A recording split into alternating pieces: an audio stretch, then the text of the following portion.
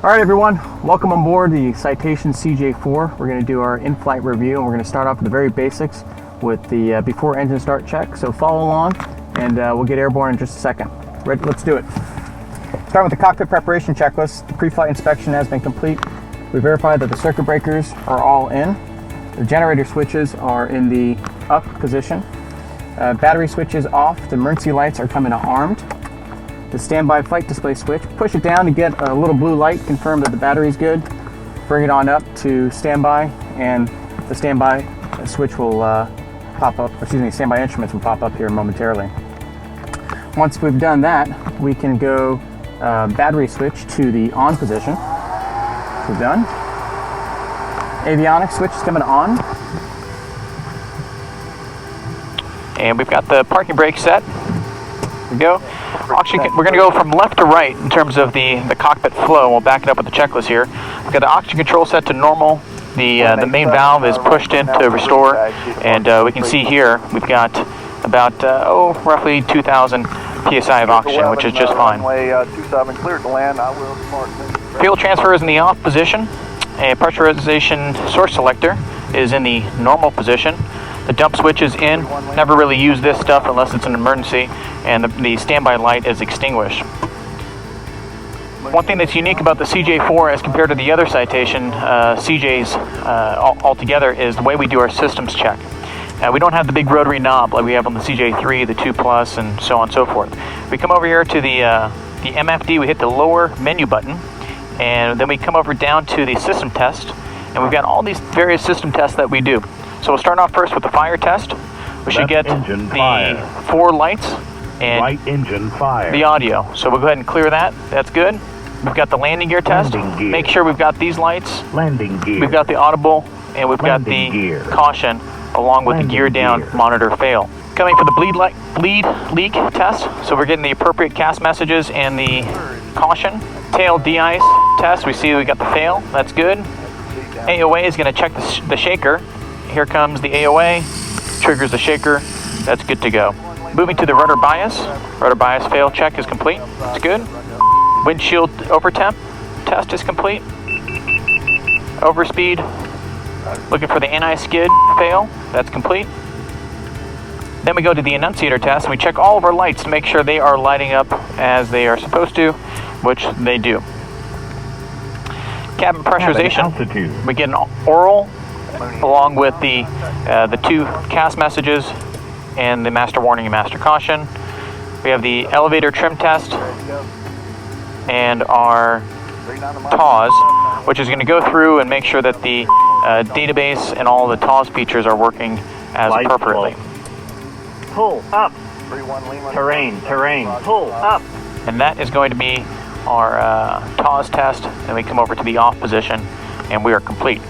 So we've done the system test. We've got one more system test to do here, which is the TCAS test. So come over here to the FMS box and go over to the traffic test, and it's going to bring up on the TCAS 2 screen here to verify that the system is working as appropriate, and it's going to say TCAS test is ready to go. Test, okay.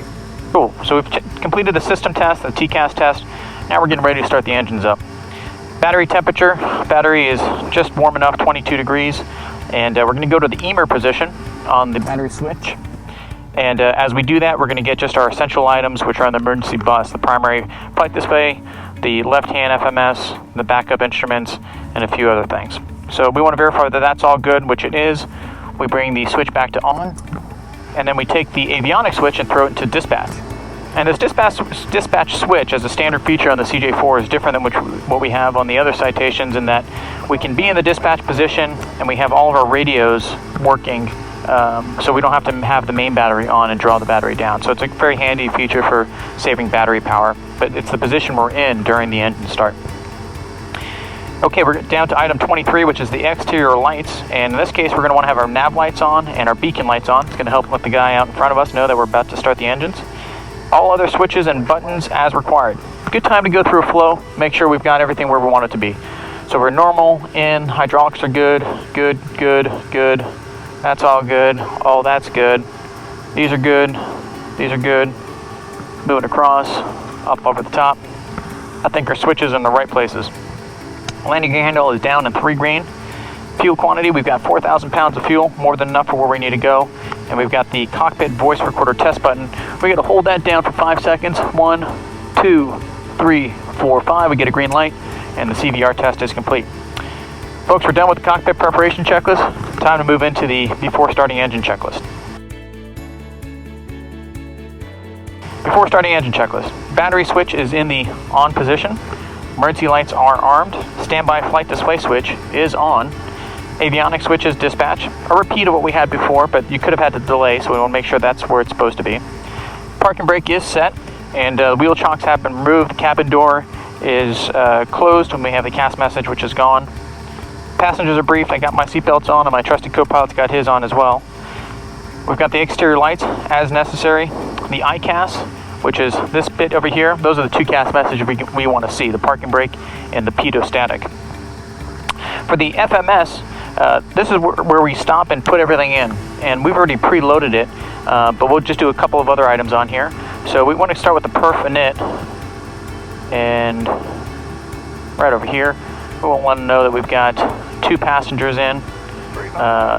The one pilot is already built into the basic operating weight. We're going to go up to 43,000 feet. Right there. Very good.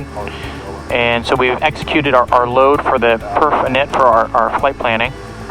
And then our takeoff, we'll fill this all out once we get the engine started and ready to rock. For our flight plan, we're going from RYY to HSD, and our first waypoint is GAD, not KGAD. So we'll put in GAD, and it's Gadsden right over here. Hit execute, and we're good.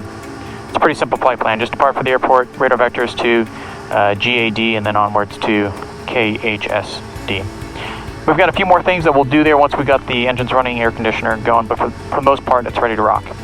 Climate control is in the off position. We don't want to have the air conditioner pulling a lot of power during the start. Before starting engine checklist is complete, we're ready to move on to the starting engine checklist.